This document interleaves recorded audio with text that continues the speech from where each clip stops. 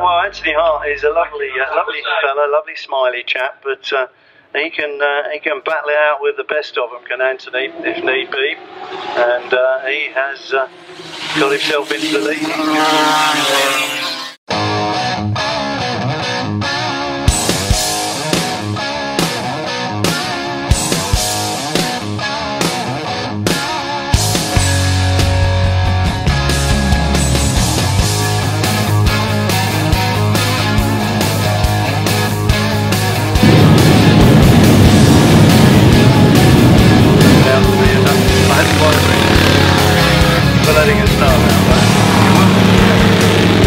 Watching motorsport, you turn up on a Sunday morning and look over the fence, see people aimlessly driving around in circles, having a wonderful time. You think, oh, wonderful, I can go back. I don't really realise the effort and the time that people put in. Once you're there, there's like a travelling circus of like-minded souls that probably really is why we all do it. Most of our meetings now are two-day ones, and the social life and the camaraderie between everybody is absolutely wonderful. I think motorsport is probably one of the most extreme emotions you'll get. If you've broke it, crashed it, not finished a race, you're so miffed with the world that you hate motorbikes. But when it comes good, it's so, you're elated, we all are, the whole team is. A good old Yamaha TZ 350. Over-the-counter racer, made a lot of ordinary people a good living in the day when they were new. If you'd got a talent, you could buy one of these over the counter and genuinely make a living at Grand Prix level. There was such little difference between these and the factory bikes that if you'd got the talent, you could be up there in the first three on a world championship. As time goes on, modern rubber has improved the lap times a lot, hugely. So we've had to modify suspension now to suit modern tyres, and lap times now are probably better than they ever were in the day, considerably better. They may look like old-fashioned forks, but they are fully cartridged, a la modern CBR 600 or R6 whatever. Rear suspension tailored to suit the rider, the spring, the weight, there's everything. That was built to ANT specifications. We run twin discs. We could probably save a little bit of weight by not doing, but it makes the handling better. When you're braking and turning, which modern tyre will allow you to do, you've got equal forces up both fork legs, as opposed to it trying to twist on one leg and trying to create a fork brace to do that. You'll never do it. So the little bit of weight you give away with that is a much more improved handling bike, far better. He's totally at home with this thing now. It fits him nicely. He rides it now far beyond its capabilities, which is why we're now trying to improve it to probably fit his ability, really. My first vehicle was a Ariel Ara, 250 Ariel Ara. 16-year-old apprentice, no money. It broke down most weeks like they all did, but still managed to get me to work.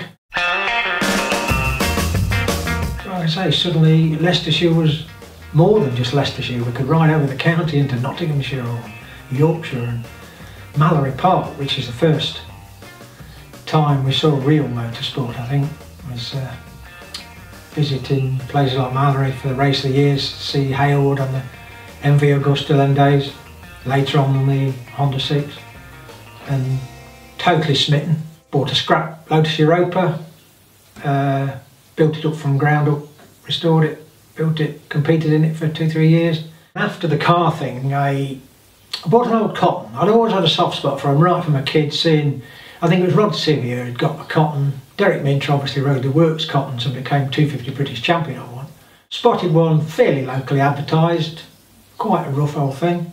Bought it, restored it, and thought my wife was never too keen on me actually racing it. So I joined the Classic Club, paraded it, and kind of slipped into one day and told her I'd entered the race, not the parade. And yeah, got my licence, got my orange bib, got rid of that. Had a few reasonable results. Bought a Norton.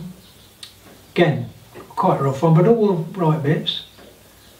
Did that, restored it, raced that for quite a bit. Then Anthony, my son, started coming with us on the night. And he'd done a bit of motocross and he'd always had quite an interest, but I didn't want to force it down his neck, because nothing worse than a motocross dad, I don't think. Finger wagging, do this, do that. If he wanted to do it, I wanted him to want to do it, not me want him to do it. I did motocross when I was younger, not to a huge sort of high level, just did a few local ones. Quite enjoyed it. Then I started working full time. Kind of found the weekends quite hard to, you know, to juggle racing and anything else. So I didn't do anything for about 4 years. And then my dad was racing at the time, doing the classic racing. So I came to watch him one day and he says, "Do you ever fancy a go on my bike, a parade, anything like that?" So I think it was here actually, first time. Did a parade on his 1964 Cotton Telstar. It was a right foot gear change. It was a hideous thing to ride, really. I didn't have conventional forks or anything like that. But I actually really enjoyed it. And I preferred it to motocross straight away. And kind of set the seed, as it were. And then the year after, I went out and bought the MT 125. It wasn't really anywhere to use it at the time when I bought it, but you did some parades with it, and then it sort of snowballed from there. When I bought another bike, raced that, and sort of carried on to this day, and here we are, sort of 10 years later, you know, and yeah, 2 bikes on the go now, and lots of sort of expense and everything else, but it's all good, yeah. I realised he's a better rider than I'd ever be, and I'm probably a better mechanic than a rider I'd ever be, and I've sort of focused my life really on putting the bikes together really, and thoroughly enjoyed it. Probably got more from it than I thought I would, watching your kit go round and you knowing that I built that and it's winning races, and quite a bit of pleasure and quite a bit of pride as well, watching Anthony grow from a kid scratching around and normal mistakes of youth, falling over and picking them up, rebuilding them, start again, watch him go and watch him develop, and now seeing him taking lap records and doing quite well really. In the early days you were pleased to get it to run, but now as you see your rider is far outperforming your kit, we now have to improve the kit. And from a bloke like me who's educated with Perkins diesels, a Grand Prix 2-stroke is very far removed from that. So they're quite highly strung as atmosphere changes, things like that. Maintenance regime, you don't just build them in the winter and run them all summer. Unfortunately with a 2-stroke, they are quite high maintenance. Engines do need a lot of attention. A piston on, say, this Yamaha TZ350, maximum really is 400 miles, and you're pushing a little bit probably at that before they break up, destroy a complete engine. And unfortunately nowadays you cannot get barrels and the castings. You can get the internal working parts, but once you start to destroy crankcases and barrels, you are really stuck. You don't just ring up and get them the next day like you do with, say, a modern Grand Prix bike, a modern race bike, a CBR 600 or whatever. So there really is a strict regime of maintenance. After the winter rebuild, we'll test it, make sure everything's right, he's happy with it, we're performing, we'll do a meeting, but then we come home, you go right through the bike, front to back. I think me and my dad are quite intuitive about, you know, each other. We know sort of what each other's thinking, and with him doing the bike, I trust everything that he does on it. You know, I don't have to worry about anything. I don't sort of turn up and think, oh, is this done, is that done? You know, I know it's always going to be there or thereabouts. You know, it's going to be one of the best bikes out there, if not the best. Ideally gearing, you want to be fastest part of your circuit, maximum revs in top gear just before you get to your braking point. And we've done that into him as a kid, and he's sort of really picked up well on that. And for a lad who's not particularly a mechanic, it is very mechanically sympathetic. He can put lap times in to within a tenth consistently, lap after lap after lap. Once the race is underway, it's like I say, they're quite short really nowadays, unless the continental ones you probably get 25 lappers and 25 laps of a Grand Prix circuit, especially somewhere like Paul Ricard, which is nearly 4 miles long, is quite fair mileage. But over the weekend I do a mileage chart for what Anthony would do, mainly for the maintenance on the bikes. And at the end of a weekend he has probably done 400 or 500 racing miles, which is physically more demanding than you might think.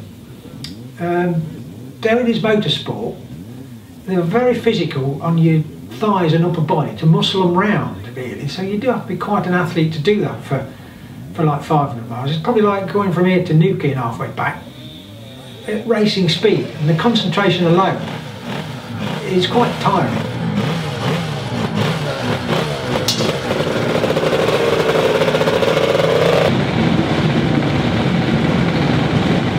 And I don't think I realised until Ant started what probably wives and girlfriends go through watching your loved one turning round. Suddenly you think, and it's not until he's done a few races and it starts to settle down, you realise he's quite safe, and really, I think if you're going to have an accident, it's far safer to do that on a circuit. If you're going to fall off there, you do drop at the feet of a doctor. My goodness me, and I do realise probably sooner or later he will want to finish, but whether I'll then become a marshal or just an helper for somebody else, because I love being involved with the sport really, but I suppose we take a little bit of that day to day.